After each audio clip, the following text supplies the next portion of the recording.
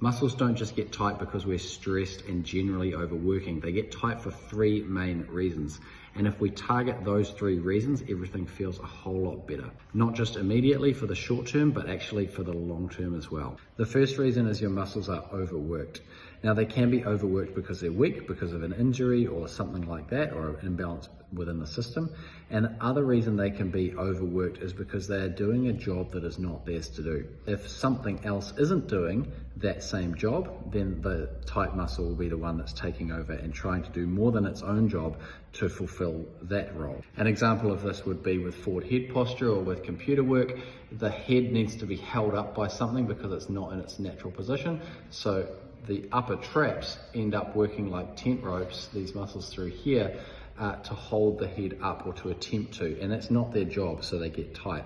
The third reason why muscles get tight is because they are protecting something. Now they could be protecting a joint that's a bit unstable and your muscles are protecting you from having an injury. They could be protecting you from an osteoarthritic joint that's perhaps got a bit of wear and tear in it and it's going to be very painful without that protection. Or they could be protecting the nervous system. Often the nervous system gets hypersensitive and the muscles will actually guard the nervous system, which means that it gets even more sensitive and even more irritated, which triggers more muscle guarding. So this is not something that we often think about when it comes to tight muscles. So your tight muscles are not just there because you're stressed. Yes, stress amplifies the effects of tight muscles and makes them even more tight and unpleasant in your system. But the reason why your muscles are tight is generally because they are trying to hold you together because of a dysfunction.